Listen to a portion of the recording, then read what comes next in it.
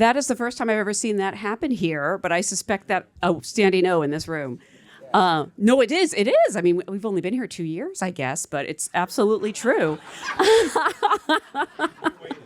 Yeah, exactly. They were saving it up for you. But I imagine that happens wherever you go. Like you go into Starbucks and the whole room jumps up. You'll go far in this industry. Tell me I'm wrong, because I don't believe I am. Thank you so much for being here. This is an audience of your fellow SAG-AFTRA actors. Yes. So I actually always like to start by asking actors, how did you get your SAG card? What was the job that brought that to you? You're also a 3-time SAG Award nominee, I believe. Whoa. So they send you a list of questions, right? That question was not on it. You can also... My first SAG job. Yeah, or just tell me your first job, the first time you felt you could call yourself an actor. Oh, you know what? It was, I believe it was the sequel to American Graffiti. Yes. And it was called More American Graffiti. No lies detected. And you can watch the film if you want to, but don't watch my scene. But I did that when I was still a student at ACT. Oh, we have some questions about ACT, actually. Okay. But before we get there, I actually am curious, how did you first become interested in acting? Were you someone who did school plays, or did you always know this is what you wanted to do? I always knew this is what I wanted to do, and I bet there are people in this room who have heard this story before, because I've mentioned it in various interviews that I've done. But I played one of the kings in the nativity play when I was in elementary school. We three kings of Orient are. Were you gold, frankincense, or myrrh? And that was when I got it. That's when I believe I got the bug. And it was not, just maybe anticipating your next question, it didn't have anything to do actually with the attention from the audience. It had to do with how the teacher who had directed the play communicated with me, and it had to do with me being affirmed. I was a black kid in an all-white school. I mean, literally, in my elementary school, I was it. She made the teacher who was directing the piece made some comments during the rehearsal. So I'll tell the story. Has nobody heard the story before? No. Oh, wow. Okay. So Michael Penny, who was playing King Herod, Michael Penny could not remember his lines. Oof. We had our lines on these little cardboard things. You had cue cards even as kids? Well, they were about. Oh, this like this. About that size. Okay. Anyhow, Michael Penny could not remember his lines, and at a certain point during the rehearsal, the teacher had said, "Do it like Delroy does it, the way he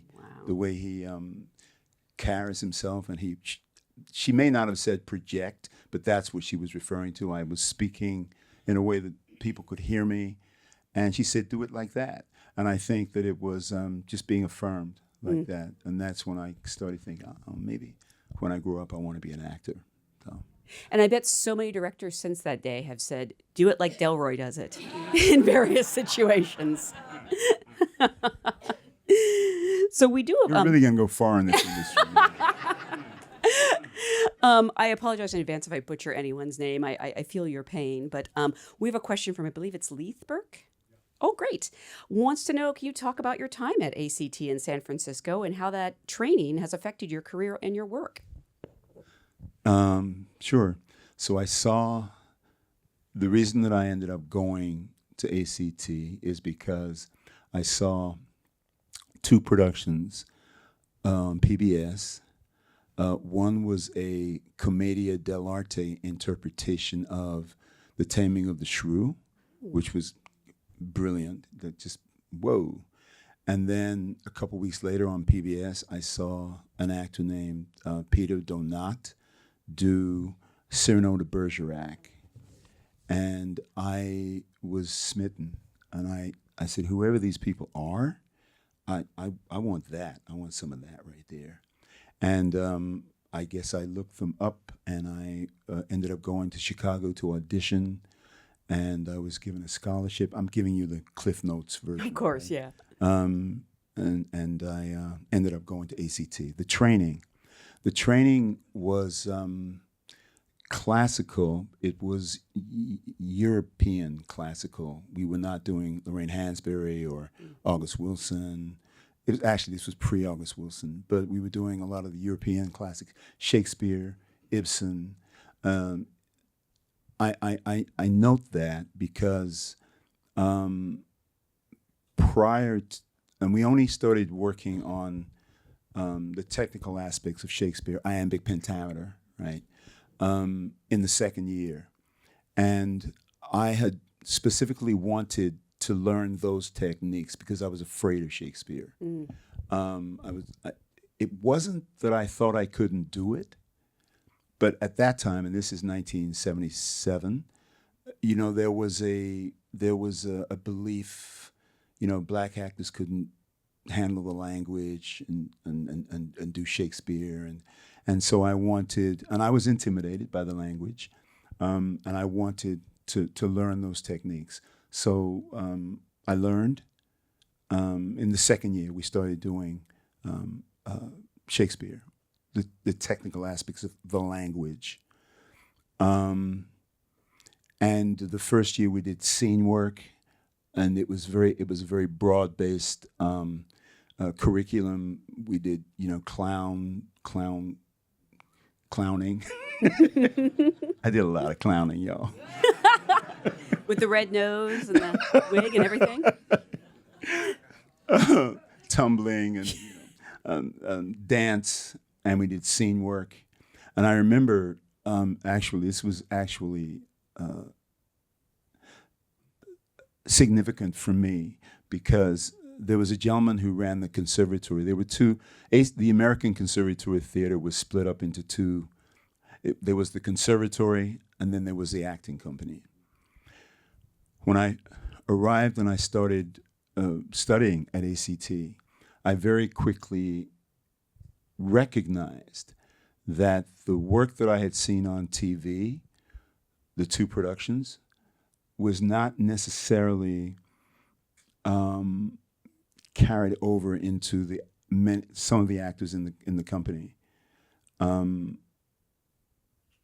I remember thinking, there were some very good actors in the company, and there were some that were less good. Mm-hmm. But I remember the very first scene that I did, and this was significant because the very first scene, after about a month, 6 weeks, we all were paired off into, we had a scene partner, and we selected scenes that we presented to the class and to the teachers. And the gentleman who ran the conservatory, his name was Alan Fletcher. God rest his soul. And I did a scene. My scene partner was Billy Hutton. And Billy and I did a scene from a play by Douglas Turner Ward called Day of Absence. Right? Right? Who's familiar with Day of Absence, the play? Okay, so for those of you who are not familiar with Day of Absence, it's written by Douglas Turner Ward, who ran the Negro Ensemble, was the artistic director of the Negro Ensemble Company in New York.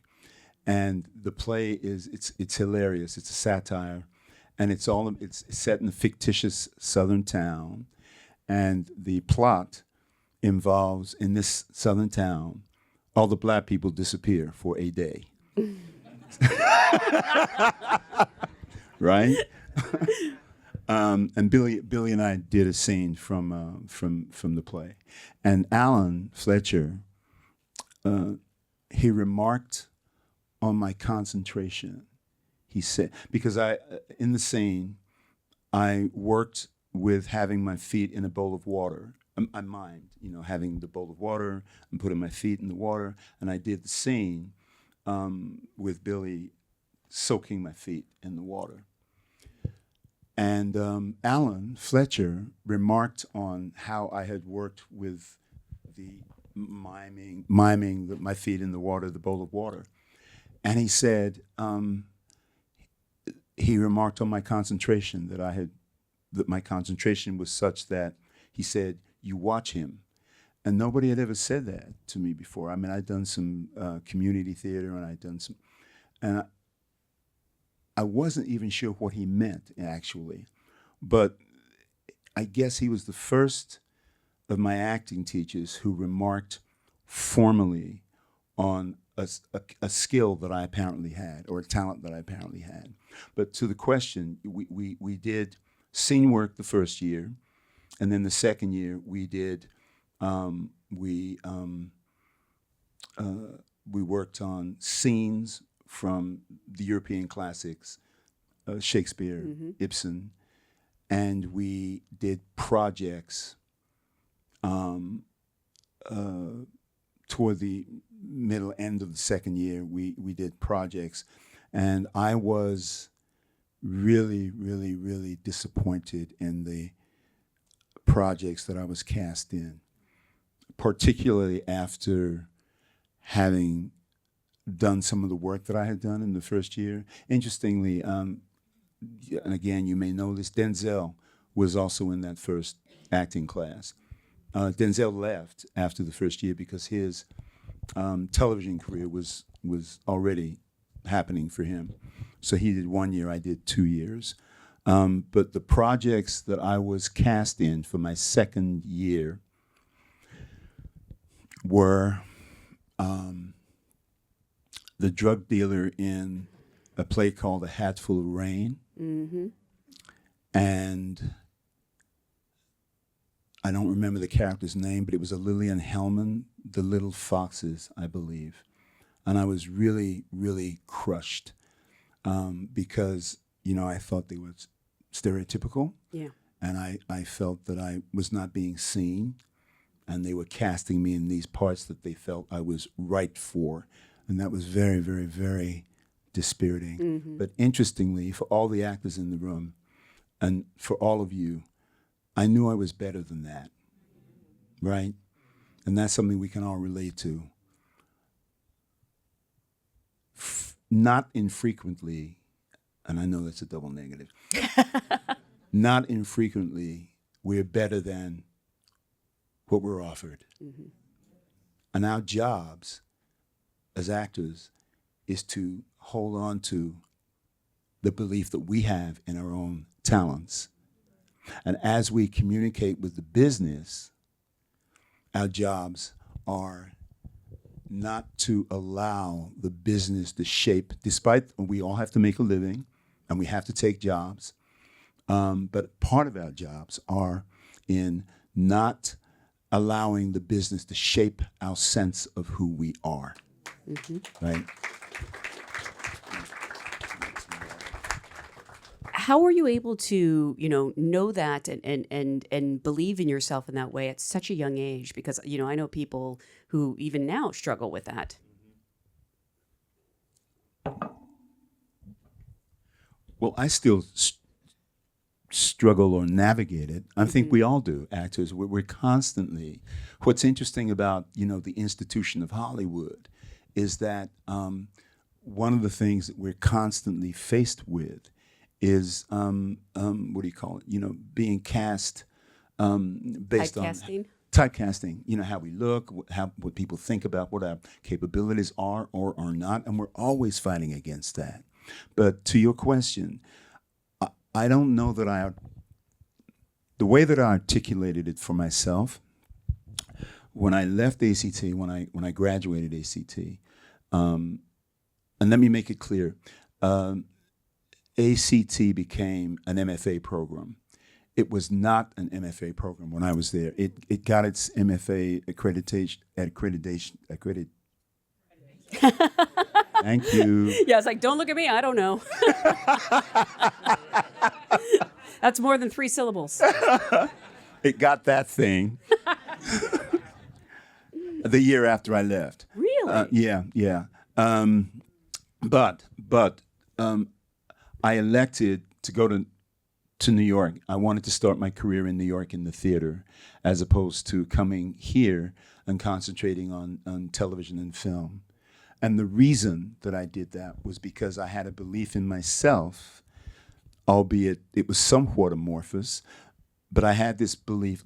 I want to become a theater actor, because working in the theater, I felt would give me more opportunity to exercise my craft, exercise my instrument.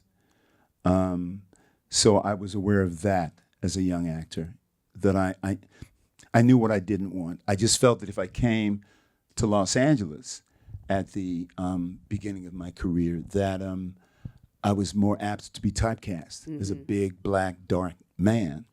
And I'll tell you something really interesting. I will not mention any names. However, one of the actors, a fellow actor,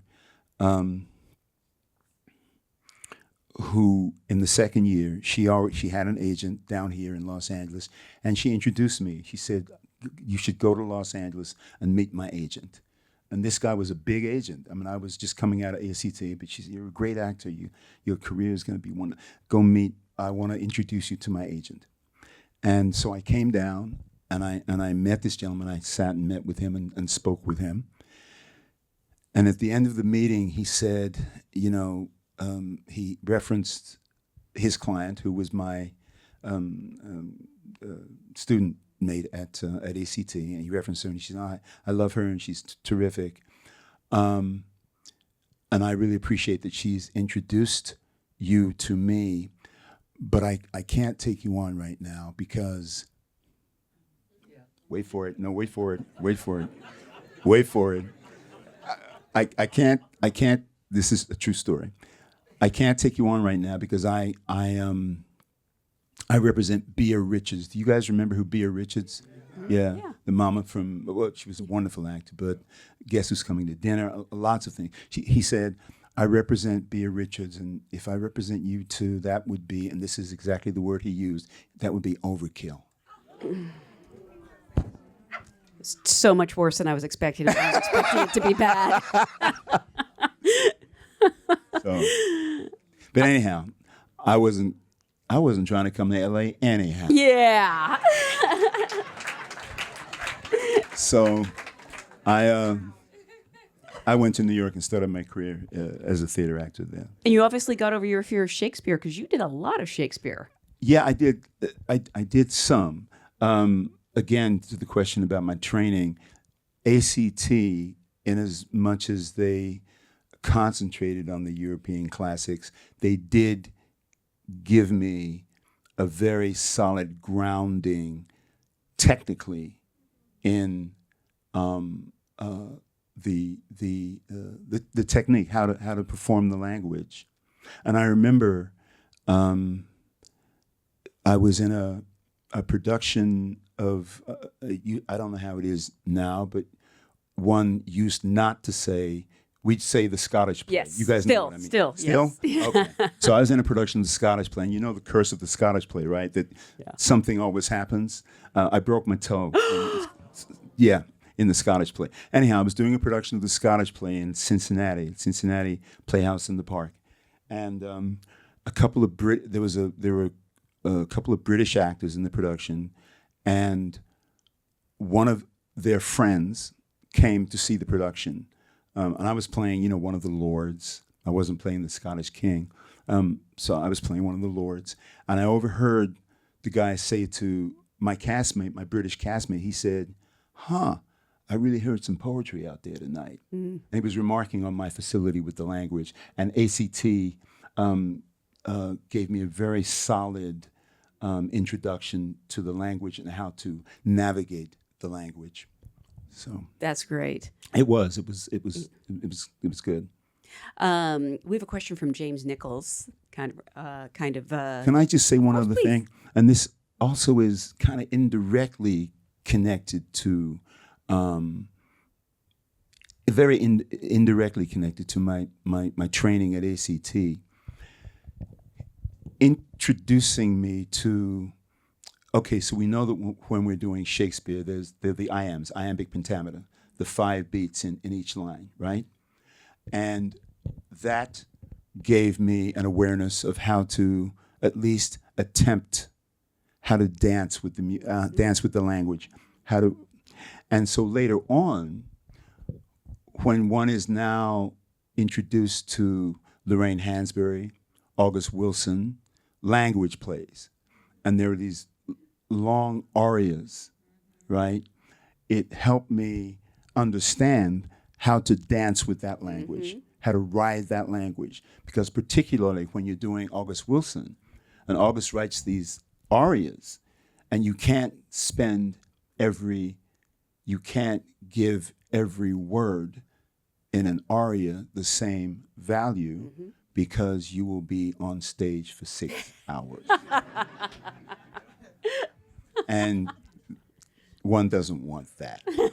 So one has to, you structure, when you have a monologue, you pick out what are the important phrases or words, and you drive through to those phrases and those words. And that started for me learning Shakespeare, and I then applied that when I would work on contemporary classical works, Lorraine Hansberry, August Wilson. When I did the Five Bloods, there was this monologue that I had. Oh yes. Yeah, and in these monologues, you got to find what's really key about what I'm saying, and you drive through to that section of the speech. Do you practice it by like putting emphasis on different parts, on different words, that probably change the cadence up? Well, you don't necessarily change the cadence. If one is working well, one uses the I think I prefer the word rhythm. You use the rhythm to discover what's really important in a monologue, and you drive through to that section. You don't ignore what's being said, but you just use as your North Star, so to speak. Okay, what's this speech about? What's this monologue about? And you find out. You decide for yourself. Okay, it's about. This is the really important thought in this monologue. So that's something that I'm going to drive through and emphasize that. And then there's another thought that's connected to that other thought. So you structure it like that, and then try to present the work from that standpoint. And that creates its own rhythm, right? I'm so sorry, James. This is a question that kind of ties into what we were saying earlier about, how it can be hard to remain inspired and believe in yourself. Oh, yeah. Wants to know, was there ever a moment you contemplated quitting, and who or what inspired you to carry on? Yeah, I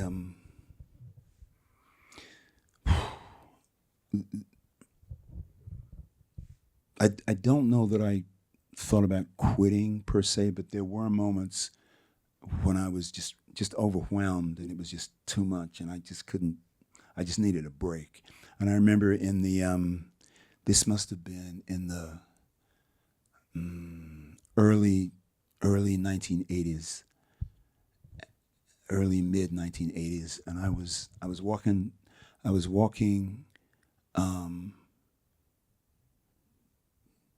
down Fifth Avenue, or maybe it was Fifth Avenue. I was walking down Fifth Avenue, down toward downtown, and I just could see all these hordes of people. Maybe it was rush hour or something, but there were these tons of people coming toward me, and I'm making my way through, and I was New Yorked out, man. I mentioned to a friend of mine, I said, man, I got to get out of here, man. I can't. I got to get out of here. And this friend of mine said, man, he said, don't leave, man. Don't leave. You're too good. He He said, don't leave. There's work here for you. You're too good. Don't leave. And I didn't leave. And that person was Denzel. Oh. Yeah. So that was an instance. But I always remember that because it's probably one of my lowest points. And I remember he said, don't leave, man. You're too good. Denzel said that. I'm guessing this is prior to you doing Joe Turner's Come and Gone, for which you obviously earned a Tony nomination. I feel like, probably turned things around, or was this even after that? Well, in terms of turning points, this was before Joe Turner that I had that moment. But I've also had a couple of really interesting experiences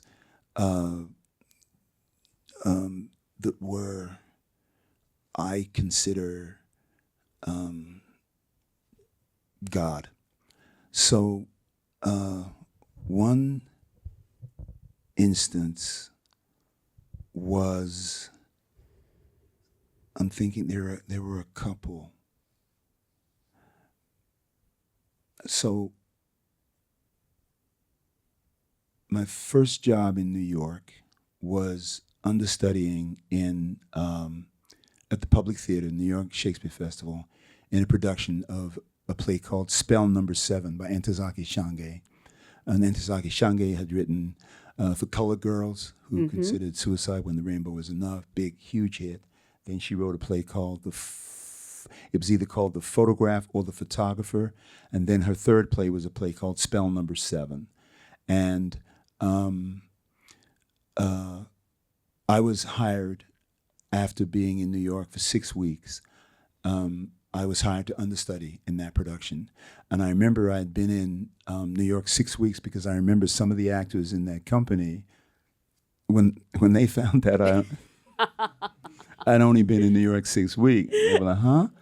What the hell are you doing here? 6 weeks? And I understudied.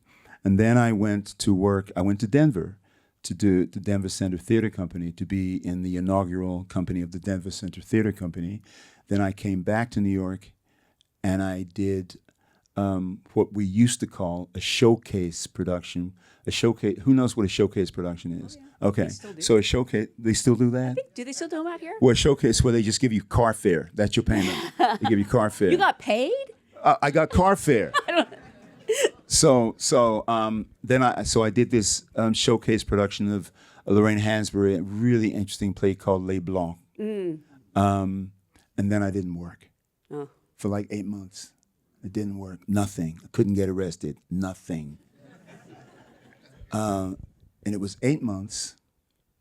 And it felt like 80 years. You feel like the world has come to an end. 8 months. And I remember I ended up getting a job as a counselor at a facility in New York. It was called the Young Adult Institute, and they worked with people. I don't know what the PC term is, who are challenged Mentally, physically? mentally, Mentally, okay. and some physical. And I was so broke that I was applying. I saw in the Village Voice, which used to be free. They needed a custodian, a janitor, and I was in the equity office in New York City, and I got on the phone, and I was applying for this janitor's job at the Young Adult Institute. And the gentleman that I was on the phone with, he spoke with me for maybe 7-8 minutes, and he said, "Excuse me, we've been talking, and you're really articulate. And why are you applying for a janitor's job?" And I said, I'm broke. I'm an actor. I haven't worked, and I need a job. He said, "Well, we also have a job. We're looking for a counselor." And I said, "Yeah, but I don't have any experience." He said, "We'll train you." So I went, and they trained me, and I became a counselor. But I'm telling that story because I also, that summer, I did, unofficially, I took a couple of courses at NYU. And at the end of my summer class at NYU, we had to present monologues to the class. And I was working on a monologue from a play by Harold Pinter called,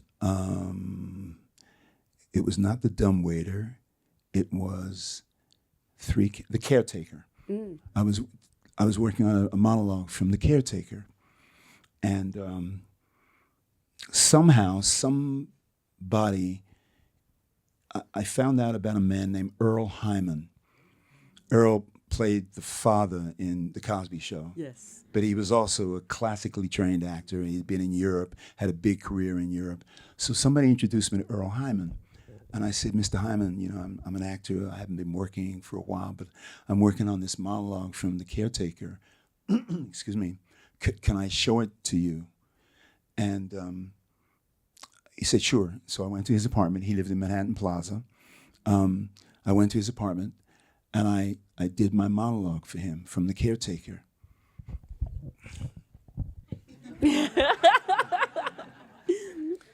And Earl said, young man, I know it's hard, you haven't been working, but based on what I'm seeing, you have nothing to worry about. Mm. Fast forward, I don't know. I don't know what the length of time was, but I had been cast to understudy in Athol Fugard's Master Harold and the Boys. Mm-hmm. And my interest, I was originally cast to understudy. At that point, it was Zakes Mokai and James Earl Jones. And then while I was understudying, James Earl had to come out to Los Angeles to do some voice work with Star Wars. And so my Broadway debut was playing Sam opposite my friend Danny Glover, playing Willie in Master Harold and the Boys. When Zakes Mokai left the production, he had won a Tony Award, and they were bringing in James Earl, James Earl Jones. And so I then played Willie to James Earl's Sam. And after the performance one night, there's a knock on my dressing room door. And I opened the door, and it was Earl. And he said, I told you. Oh.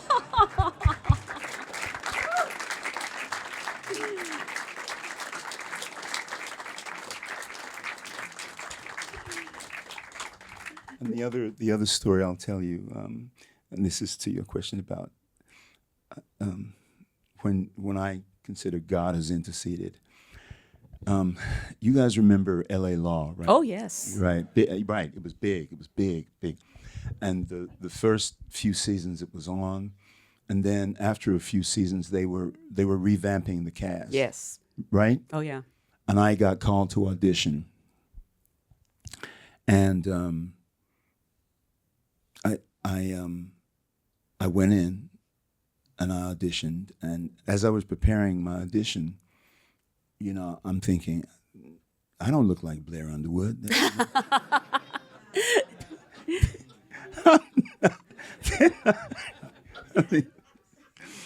Anyhow. Few people do, though. In fact. I mean. This is true.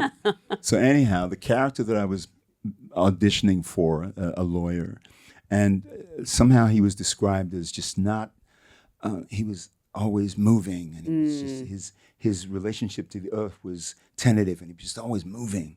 So the night before my audition, I had this idea of putting pebbles in my shoes so I'd be uncomfortable when I was moving.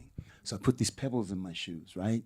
And I went in and I did the audition, and it was good. It was really good. It worked. And I remember, no, I swear to God, it worked. I believe you. I swear to God. But I also knew I was not going to get the part. I did a wonderful audition, but I knew I was not going to get the part. And it was one of those auditions where I felt I did what I wanted to do in the room. You know what I mean? I can't do any more. Whether I want the part, but if I don't get the part, it's not because I didn't do my job in the room, because I did.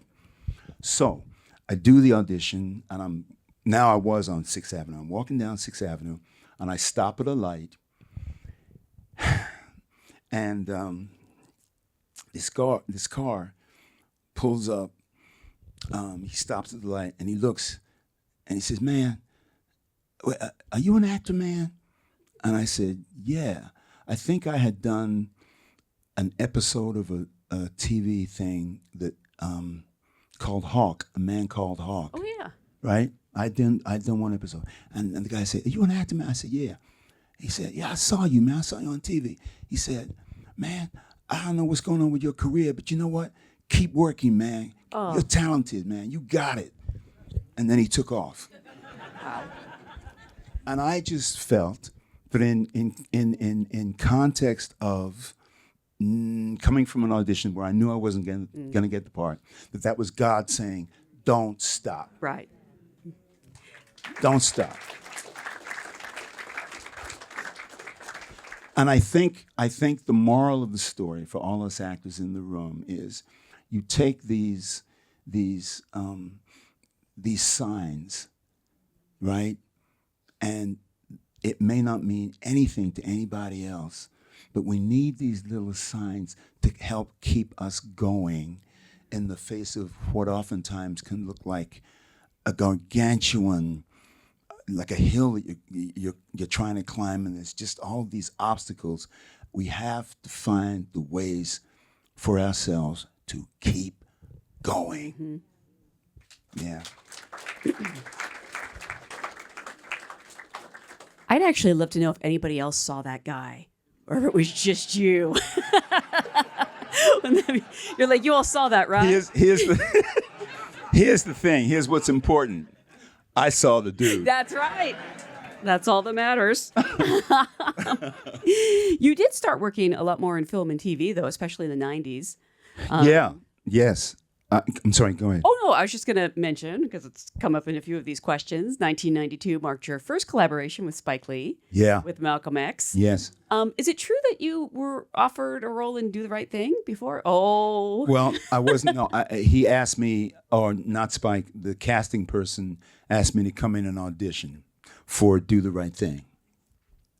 And by that point, I had done 1992, so I had been nominated for a Tony Award for Joe Turner's Come and Gone, brilliant August Wilson play. And I remember back in 1992, was it 92 or 91? Somewhere it was Do the Right Thing.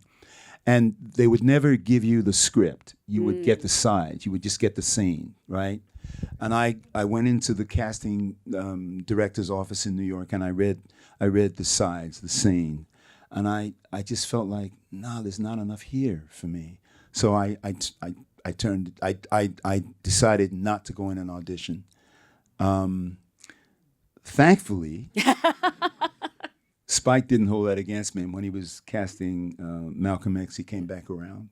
And then Crooklyn and The Five Bloods, and Yes. Clockers were 4 times. 3 times. It was Malcolm X, Crooklyn, and Clockers, and then many years later, The Five Bloods. I'm going to tell a really quick story, and I know there are people in this room that have heard this story, but I'll tell the. So Spike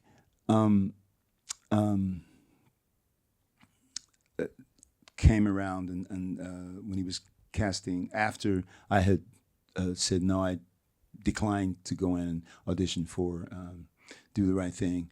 Then he's now casting Malcolm X. He comes to me. I first auditioned for Malcolm X out here in California. I show up. He was not there. I had been told I was going to meet Spike Lee. He was not there. I was furious. What I remember about my audition for my first audition for Malcolm X was I walked into the room. I was doing a film up in Northern California with Taylor Hackford, a film called Blood In, Blood Out. And I came down here on my day off, and no Spike. And there was no Spike, but in the back of the room, there was this young lady. There was a camera, there was the casting guy, there was the casting guy, and then there was the camera, and there was a young lady in the back of the room. That was she was right in my eye line.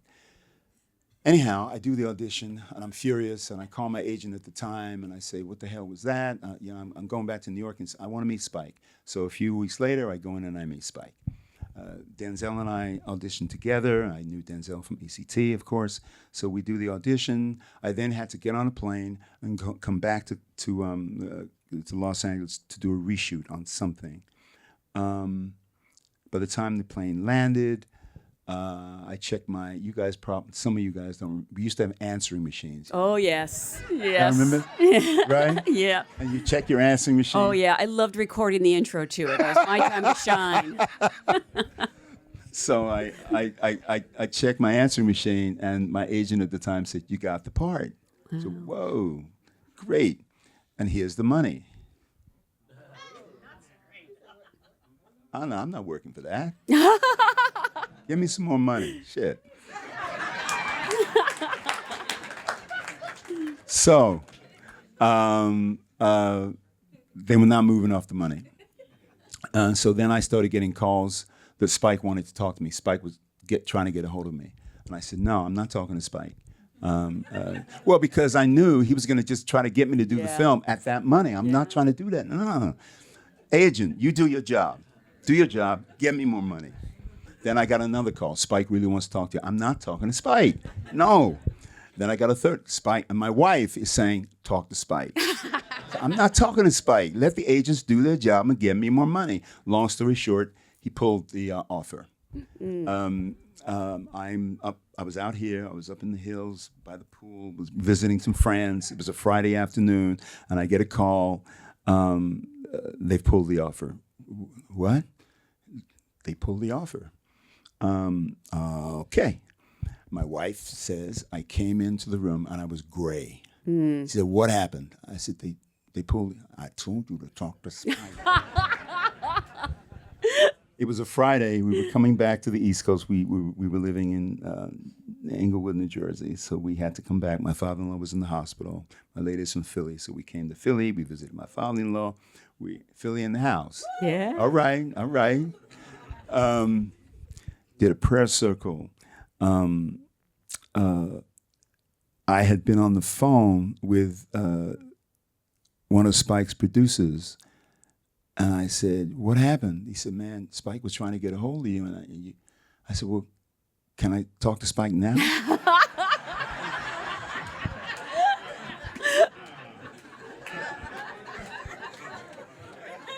Oh.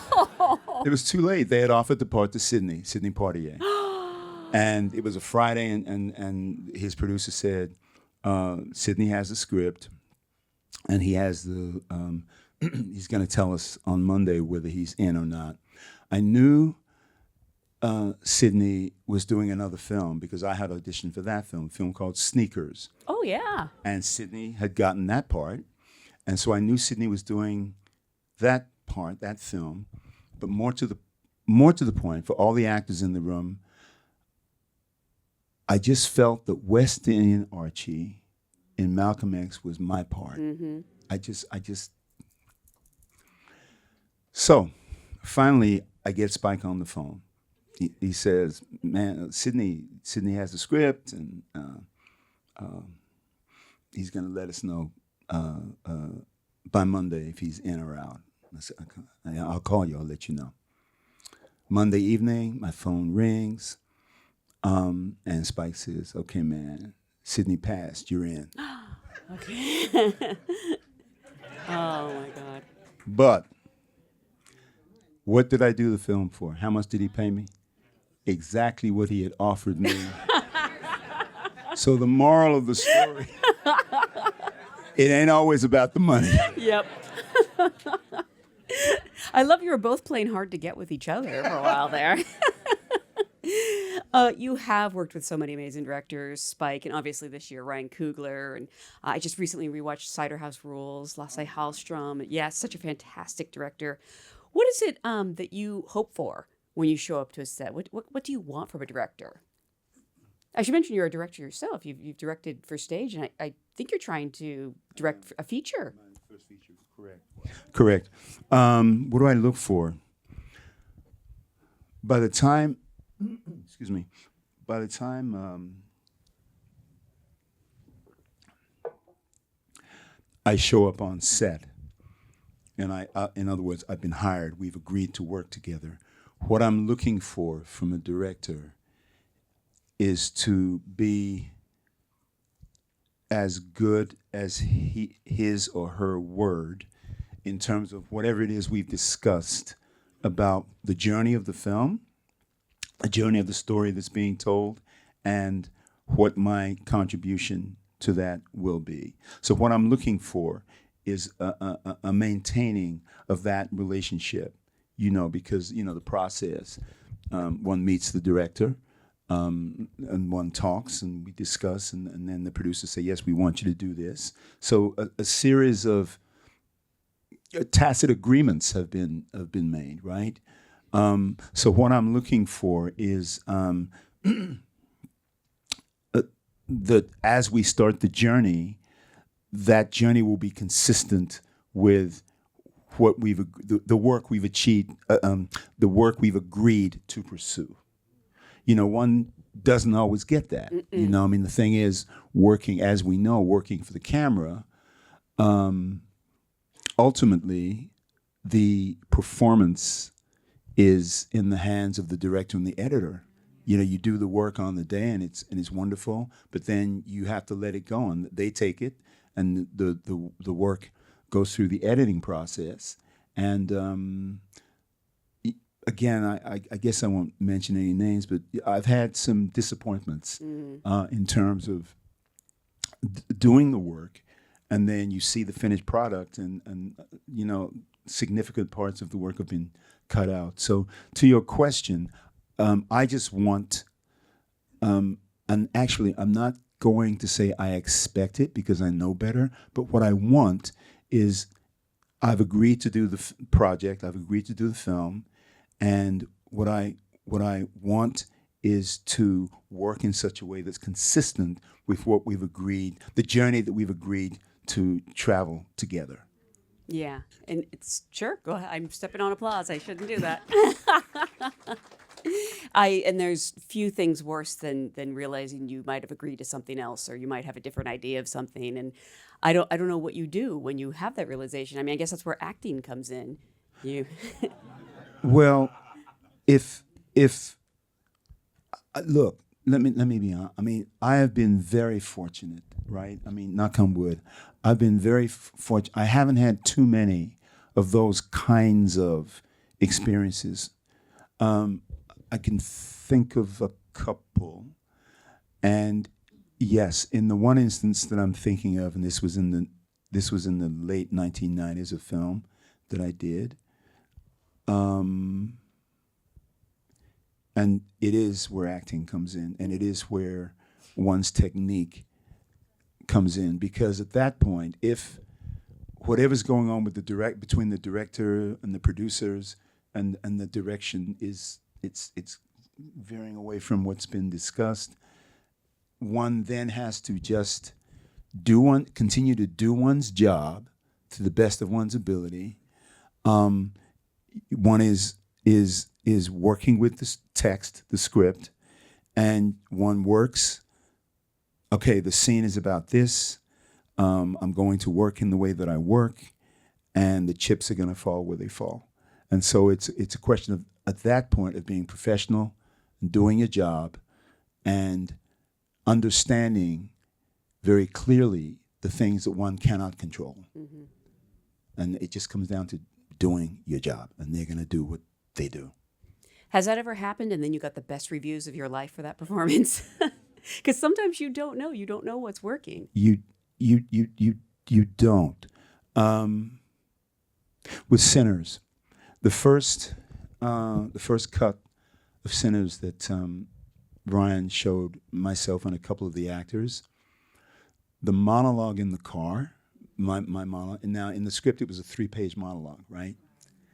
And I remember Ryan, the days we were shooting, the first day that we shot the monologue, he said, man, how am I going to cut this? Because I had it. I mean, I'd worked on it and I did it.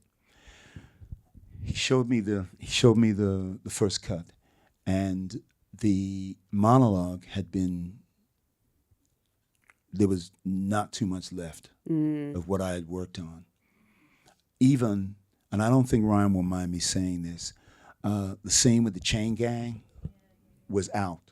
Really? It was not in. It was out, and much of my monologue was out. And I remember at the end of the screening, and we saw it at the IMAX, the big IMAX, their headquarters here in Los Angeles. And I remember Ryan turned to me and said, "What'd you think?"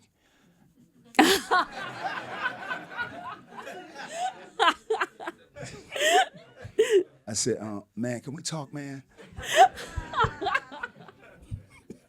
So I remember we came outside of the screening room, we sat down, and I said, "Hey, man," and I knew it was because the studio, Warner Brothers, wanted the film to be a certain length, and they had kind of leaned on him to cut certain portions. So I said, "Look, Ryan," and Ryan and I had a fantastic working relationship. Okay, I said, "Ryan, man, you first of all, you due respect, bro. You can't cut the chain gang scene because." Not only what it means narratively to the overall story, but that's part of Delta Slim's origin story. So you can't cut the chain gang scene, man. And then I articulated to him the reason that he should put back in certain aspects of the monologue, and I explained to him why I felt it needed to be back in. What I didn't know was that some of the other actors were saying the same thing about that section. Yeah, I found that out after. So he put it back in. God, thank God. Yeah. But you know, I can honestly say this. Of course, it's good for me, but it's also good for the film. Oh yeah.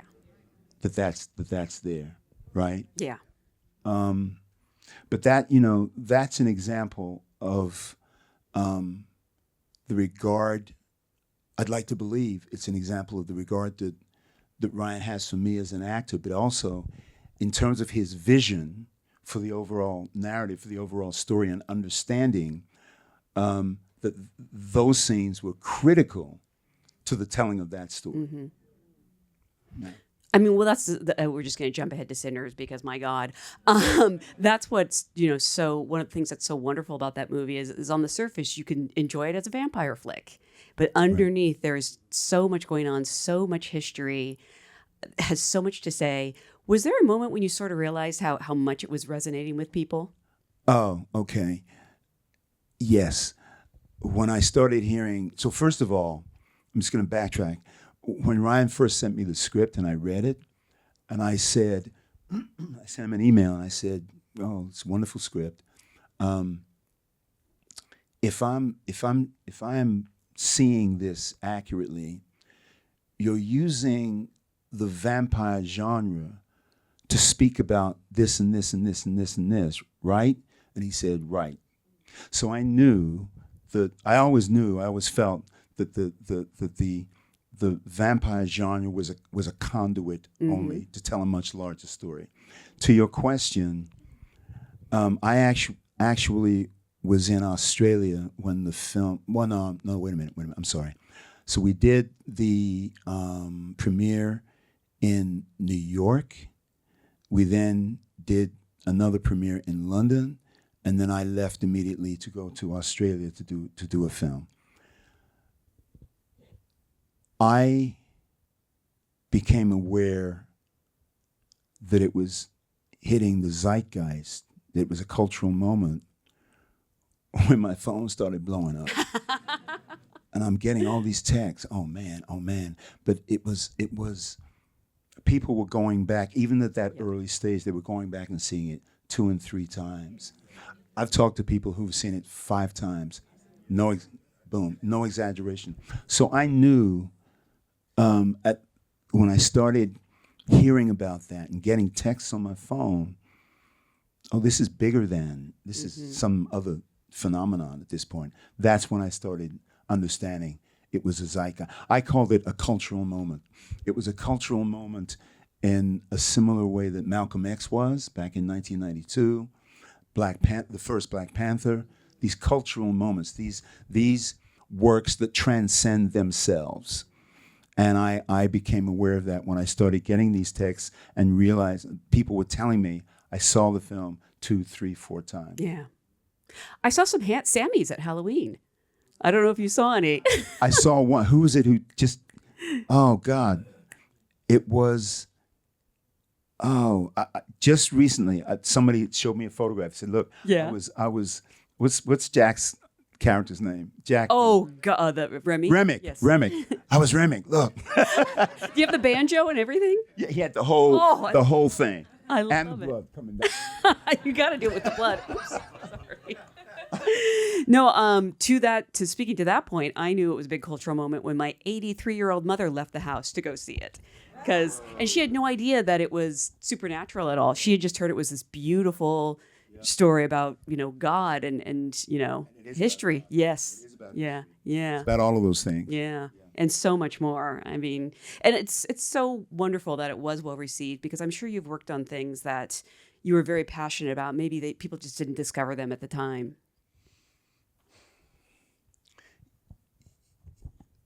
Yeah. Okay. So, all right.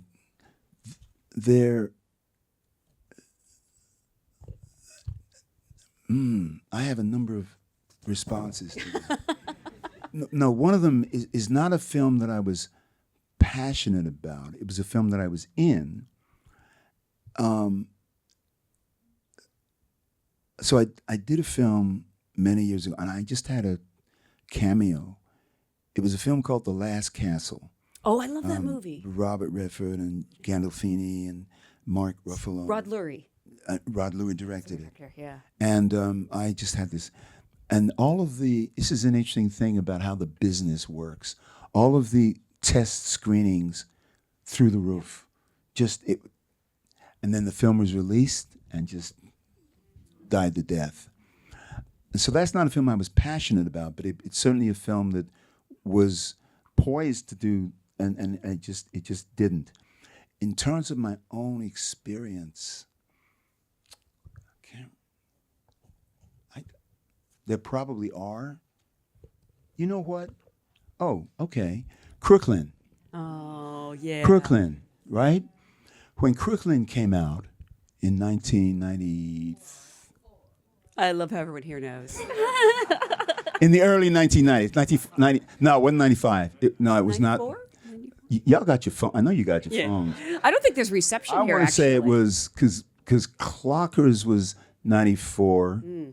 Crooklyn was 94. Okay. So that means Clockers was 95. She's got the Wi-Fi password. All right. So when Crooklyn. Yeah. I remember at the junket, the press junket in New York, there were various journalists who were upset that this was not a regular Spike Lee joint. This is not a real Spike Lee joint. And I assume what they meant by that was that Spike was not, I guess they wanted to see Spike on a soapbox with his fist in the air saying black, black, black, black. And I said, wait a minute. Think about this. When was the last time you went and saw a film that has as its protagonist a 12-year-old little black girl? Mm-hmm. So it's, revolutionary in its own way.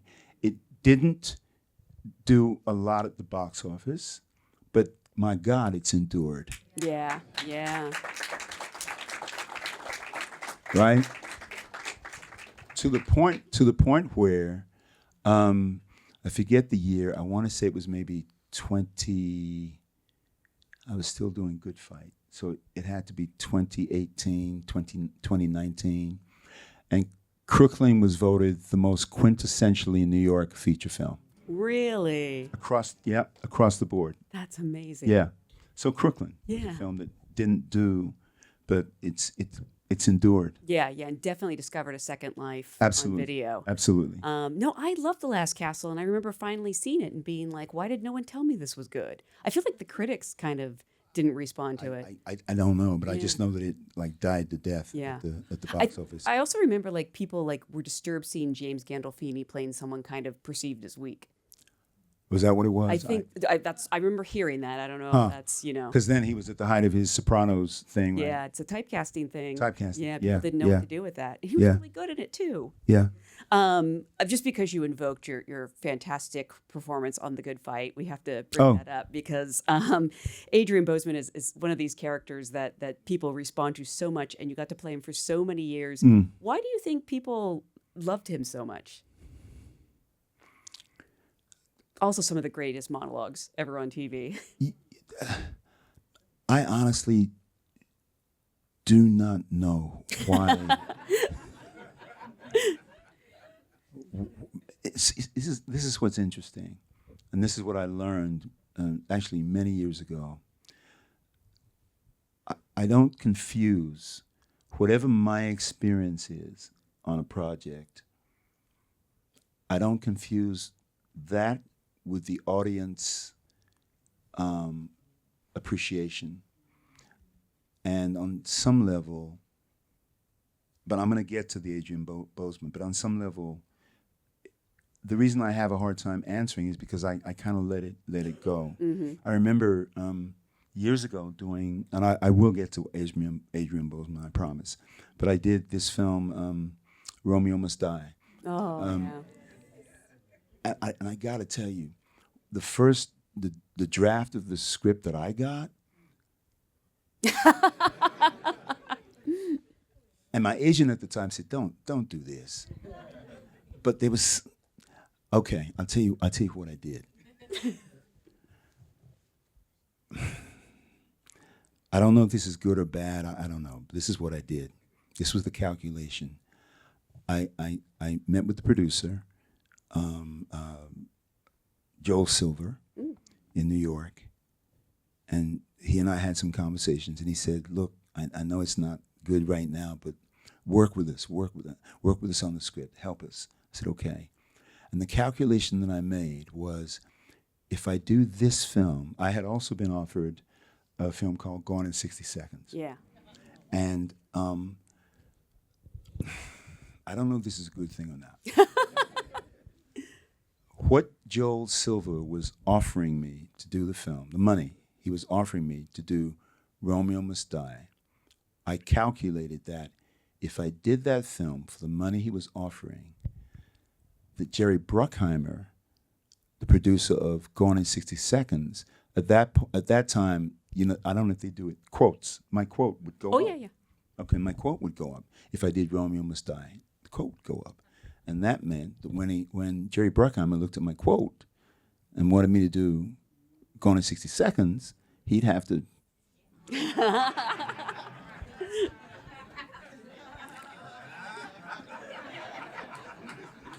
This is great business advice, frankly. But wait a minute.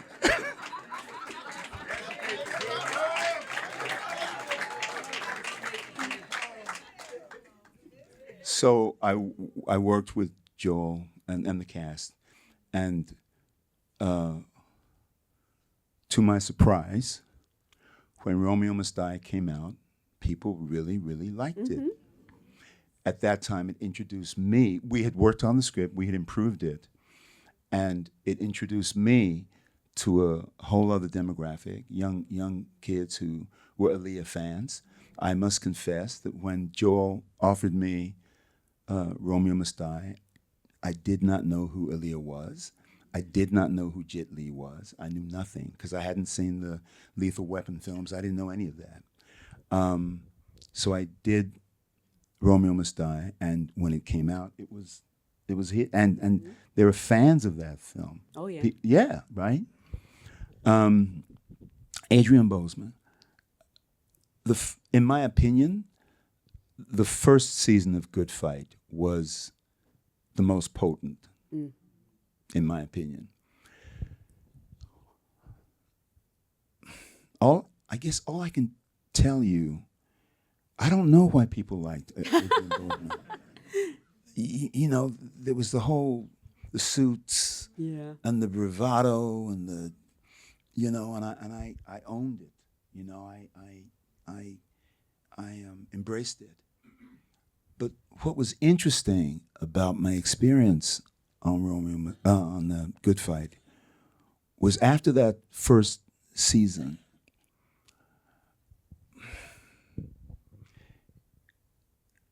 in my opinion, Good Fight was supposed to be a vehicle for Christine Baranski. And I don't think that the studio, CBS, was expecting that Adrian Bozeman would pop in the way that I did. And I think part of the reason that I don't want to say disassociated, because I continued to do my job, but internally I saw that the emphasis on the scripts was kind of veering away from Adrian. I still did my job. And it's frankly affirming for me to hear that audiences continue to respond, because the actual scripts were certainly the second, third, and fourth season, and I left after the fourth season. The second, third, and fourth seasons weren't as much fun, but I did my job. Yeah. You know, and the character apparently continued to resonate. But internally, in terms of showing up and doing the work, I was aware of the behind-the-scenes machinations that took some of the fun out of it for me. I don't know, like, if you're active at all on social media or anything, but I'm not. Very wise. I actually discovered the Good Fight through TikTok clips of Adrian. There's Say it, right? That's the one. Yeah. I swear to God, I came from San Diego today. And when I got to the airport, San Diego airport today, coming here to Los Angeles, and the TSA guy said, say it. I love that. So for those of you who do not know, there's a scene in which my character is being interviewed by some TV journalists, and the topic is, well, why is it that rappers can use the N-word and we can't as white people, we can't? So my character says, yeah, you can say it right now. Yeah. So no, we can't, you know we can't. Yes, you can, say it. You know what? I'll say it with you. No, we can't. But what's interesting about that clip, a lot of people think it's real. Oh, wow. Really? Oh, wow. I swear to God, a lot of people think it's, and I've had to, God, on numerous occasions say, now, you know it ain't real, right?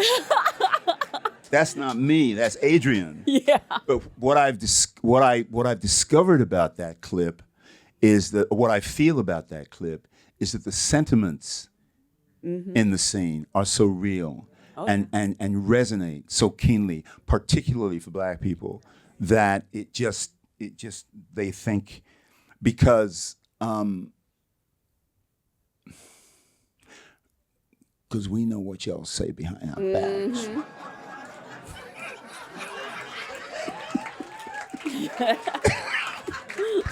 You know you want to say it, don't you? But it resonates because the sentiments are so real. That actually makes me wonder. I was going to ask you, because you've done so many things in so many different mediums. When people see you out and about, what is it that they bring up most? I'm sure it's probably Sinners right now, but prior to this. It depends. I'll tell you some of the things that I get. I did a cameo in a film called Congo. Oh, yes, that's right. Look, you're applauding. People love Congo. People love Congo, Yes. and my character, in the scene, I've invited the Tim Curry character to have some cake, Yeah. cake. And he takes, and at a certain point I say, stop eating my sesame cake. Stop eating my sesame cake. They bring that up.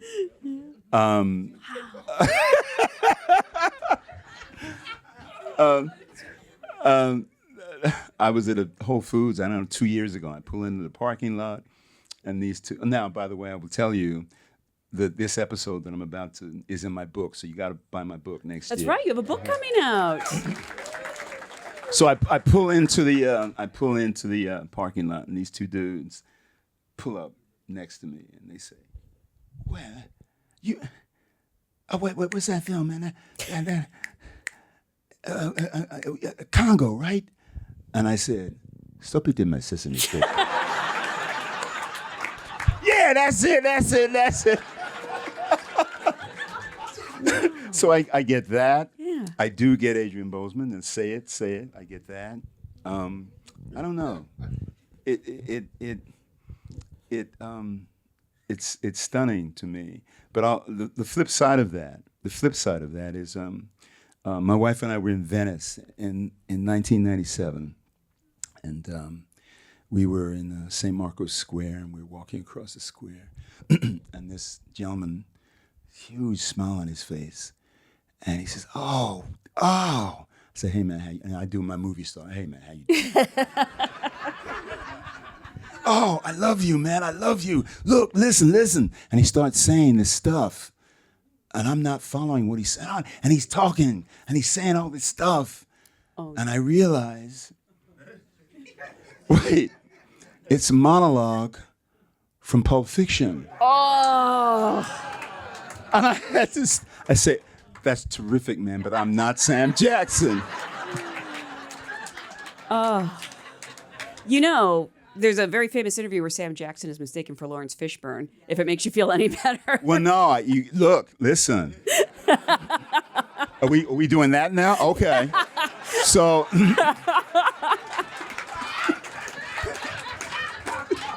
I think they compliment him on... I am in a restaurant in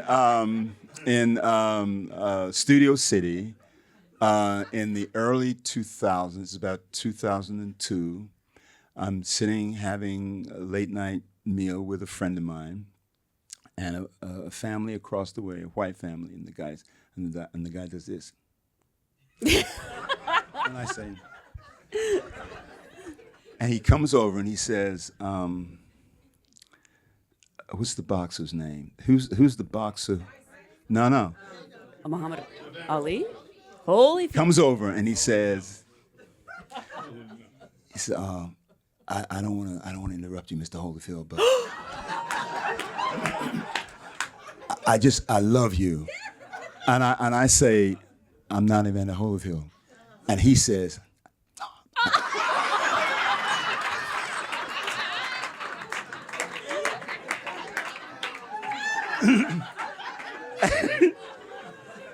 and for some strange reason, I don't know why, I'm Jamaican. I'm Jamaican extraction. Yeah, man. When I go to Jamaica, I get confused for Holyfield all the time. Really? That's a huge compliment, though. I mean, that guy's in shape. Yeah. I'm not saying you're not. I don't know. So look. Saying... She just told on herself, didn't she? We know who you go to bed dreaming about at night.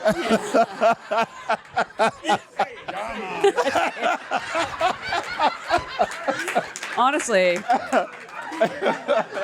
I don't think that was a secret. Touché, good. For some reason, the thing that sprung to my mind was, could you just say, like, "No, I'm Clarence Thomas." That's... Oh my God. Or Bass Reeves. I know, that's why. Yes. Yeah. No, and that's what a lot of people associate you with, I'm happy and afraid to say. What, the Clarence Thomas? Well, that performance, yeah. Oh, well, You know what? That's I did not know that, but I kind of sort of consider that a compliment Oh, yeah. in as much as um, Clarence Thomas and myself, we're diametrically could not be further apart, but it was an interesting challenge playing the part. And I don't know, just as similar to Clocker's Cider House Rules. Whenever I've played a character who is very much not like me, and people respond, that I consider a Oh, compliment. yeah. Yeah. Well, I'm wondering how challenging it is if a character is, because actually people say like some people just play themselves, but that's actually hard. Is it hard to get into the mindset of someone maybe you don't necessarily like? It's challenging. It is challenging, but it is a wonderful. It's an intriguing process to navigate, right? Speaking of Clarence Thomas, so the film is called Strange Justice, and Regina Taylor played Anita Hill, and the film is all about the backstage machinations around the hearings, about the Thomas hearings, and I know this is an overused term, but it was fascinating. Mm-hmm. So what I did was I listened. Ironically, I hadn't really paid a lot of attention to the hearings at the time. So when I got the part, when I was off at the work before we started filming, I started listening to the recordings of the hearings. I had no intention of imitating Clarence Thomas, but I did want to use a word you used earlier, something about the cadence and the rhythm. I wanted to see if I could kind of get close to that. So I listened to a lot of the recordings of the hearings, and then I went to his hometown. Clarence Thomas is from a place called Pinpoint, Georgia. And Pinpoint is about 40 minutes outside of Savannah. And Pinpoint is exactly as it sounds. It's so small, I drove past it 4 or 5 times. And then the fifth, I saw a sign, home of Pinpoint, home of Clarence Thomas. So I go down this. It actually says home of Clarence Thomas? It does, yeah. He's a native son. I mean, they're proud. I don't. Well, wait. They may have torn it down by now. Yeah, This was the late 1990s. So I go down this road, and I fortuitously I meet one of his childhood friends. Now I'd read the book because the film was based on a book called Strange Justice. So I'd read the book, and when I met his friend, Clarence Thomas's childhood friend, he gave me some keys. He said, Clarence was always somewhat of an outsider. When we were as kids, when we were, out playing baseball or just playing, Clarence was always kind of off to himself. And I am somewhat of a loner myself. Maybe not to that extreme, but it resonated for me when the gentleman said that. Then he said, and I knew this because I think I had read. I don't think I read a biography of Clarence Thomas, but I'd read some things in which I'd read some material in which they talked about him being taken from his family and raised by nuns. He was sent to a. Really? Yeah. And I related to that. Not because I was raised by nuns, but because as a young child, I was taken from my mother and I was raised elsewhere. And at a certain point, I was sent to live with a white family, which is how I ended up being the only black kid in my primary school, my elementary school. This is working class London. So when I discovered that he had been taken from his family and raised, that for me, those two things for me became the keys to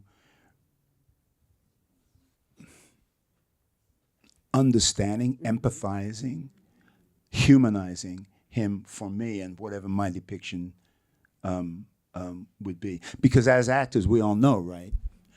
And I know I'm stating the obvious, our jobs are not to judge the character. Our jobs are to humanize the character, right? And to find that which is either like us or that which we can understand or empathize. That's our job, not to judge.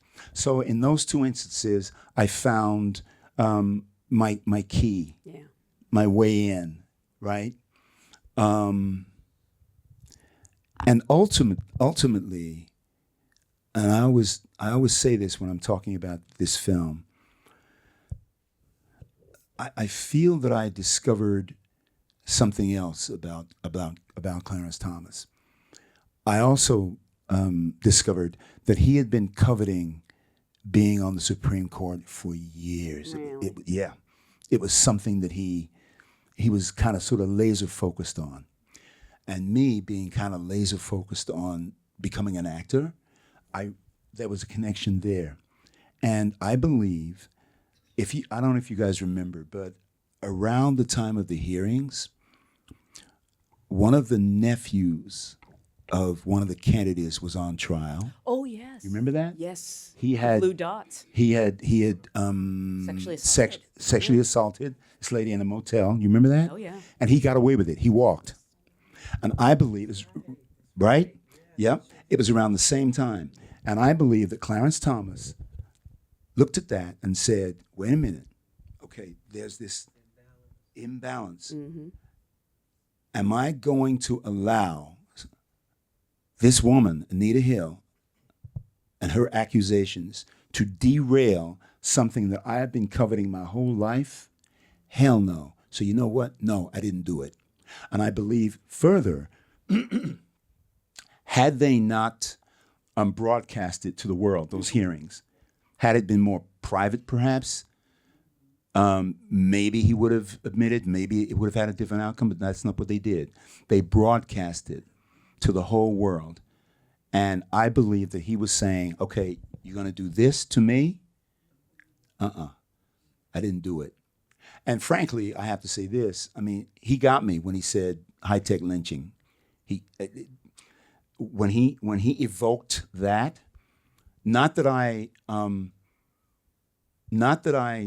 believed that he hadn't done something, but emotionally, I had a visceral response when he said that. Yeah. So ultimately, there were things that I felt that I understood about Clarence Thomas, and that allowed me to play him without judgment, even though I am clear we are absolutely.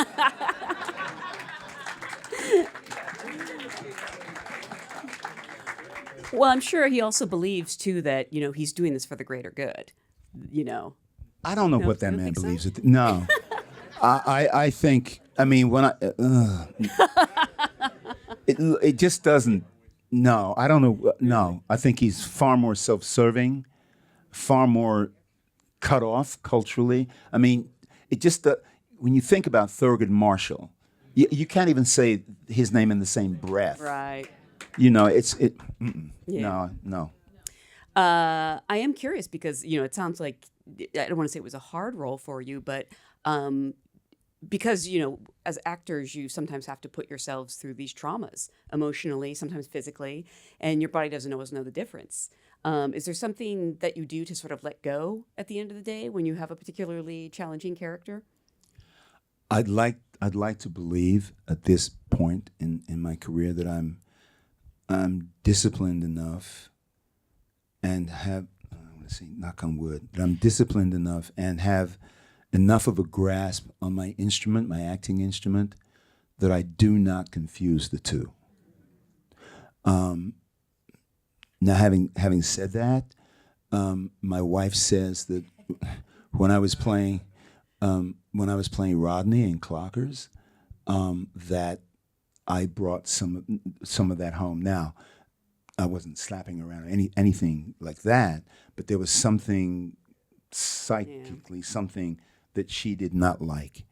And Rodney in Clockers was, again, an individual who was so unlike me that I had to do the research into that world. I mean, who has not seen Clockers? Raise your hand if you have not seen Clockers. Okay, so I'm playing an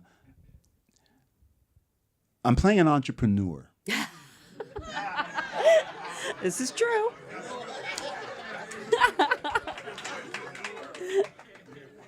Let me finish.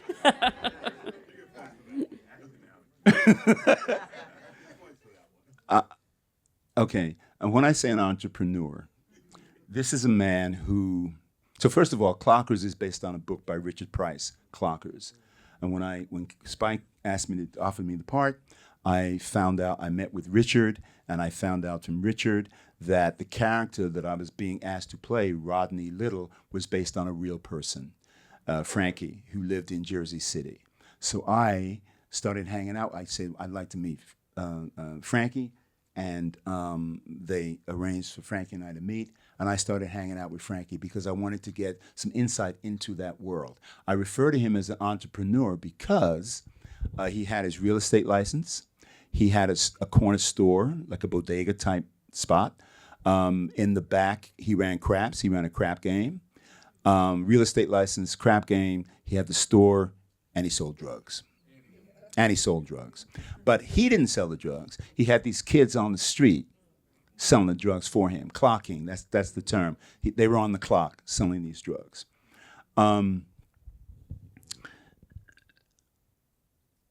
Again, not judging him. My job, not to judge him. When we first met, we spent time together, and one of the first things I recognized about Frankie, he liked to tell a joke. He had a great sense of humor. He liked to have a laugh. So there was this compelling side to this man. And I remember he had taken me somewhere. He lived in Jersey City. So a couple things I recognized very clearly after a while. This is a man who is the dude. He's the man for 4 blocks. He controls 4 or 5 blocks, and that's it. But inside those 4 blocks, he's the dude. And we parked. He had taken me somewhere, and he parked his car. And I said, Frankie, this is Jersey City, right? I said, Frankie, you didn't lock your car. He said, well, what am I lock my car for? Ain't nobody gonna. They know better. So, okay, Frankie. All right. But the thing, I would watch him interacting with the people in the community, and what I ultimately recognized, and what I decided to explore in opening up, in navigating that character, I said, with the kids, he had this, I don't know, allure or something. And I then started asking myself the question, and I said this in the press junkets and some of the interviews I've done about Clockers. The central question for me was, how and why does an individual like Frankie, and in my case Rodney, become a father figure to these kids? And that's what I was interested in exploring, playing the part. So in that sense, the fact of being a drug dealer was kind of like tertiary. It was not the most important thing. What I wanted to explore was, I wanted to deconstruct the parental relationship that Rodney had with these kids. And that was my kind of North Star in playing that part. Not judging, understanding, and humanizing. Yeah. And it's so interesting. I didn't know he was based on a real person. Yeah. One specific person. Wow. In Jersey City, yep. I think we have time for just a couple quick audience questions. I think it's Kay Trevor. Wants to know, Mr. Lindo, which artist, actor, has made the biggest impact on your life and acting skill set?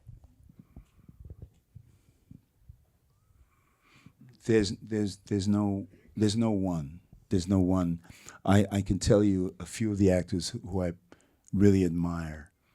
Paul Winfield. Oh. Frequently, I speak of Paul Winfield and Lou Gossett in the same breath, because, in my estimation, they had something in common, and that is they were great actors, and I'm saying that with a capital G, who never got their due. Yeah. But if you look at some of their work, I remember Paul Winfield years ago. They televised James Baldwin's Go Tell It on the Mountain on PBS. Paul Winfield in that. I mean, Sounder, absolutely. Any number of performances, Lou Gossett. Great actors with a capital G as far as I'm concerned. Donald Sutherland, Robert Duvall. There's not one actor, but certainly there are actors whose work I admire. I mean, greatly. I mean, I admire Denzel. I mean, when you can identify moments in an actor's work. Y'all remember in Hurricane when Denzel's sitting on the other side of that glass and he said, Yes. "Get me out of here." And I said, that's his Oscar right there. Yeah. I mean, And it should have been. it should have been. Yeah. You know, it should have been. So there are the answer to your question. There are a number of actors. There's no one actor necessarily. It's interesting when you said on the other side of the glass. I actually went to a different scene when he bids his wife farewell, because that's just how good he is. He has like two incredibly memorable scenes that could apply to. Well, there are a number, but you know, to the question, there's no one actor in particular, but there are a number of actors whose work I profoundly admire. I'm so sorry we're out of time, but the good news is you're publishing a memoir. Yeah. So people can read these stories and more. Yeah. When does it come out? When does it come out? That's a great question. So, it's been a journey. I hope that the book will come out next year, 2026. I've just been connected with a new editor, we've just met a couple of times and exchanged emails. So I submitted my first draft to Little Brown Publishing House in April, and I hope that this new editor and I will start working more consistently now, and I hope that the book will come out in 2026. And y'all better buy my book. Do you have a title? Well, I do have a title. I can't. Oh, okay. There's a working title. But I can't speak. But say it. You know you want to say it. Touche. There's a working title. He really does want to say it, but he can't. Well, again, I cannot thank you enough for being here. I want to thank you all for being a great audience. These are the best questions I've ever gotten. I'm trying to get to as many as possible. I want to say something. And first of all, I'm going to say a couple things. I love actors. We're a breed, man. We're a breed. Now, when I started directing, that's when I started thinking, fucking actors, man. Fuck. The fuck. But I want y'all are crazy, man. But I want to say thank you for having me. And believe me when I tell you that this communing, I get as much out of it as you guys do. So thank you so much for coming and engaging. I really appreciate it. Thank you. Thank you.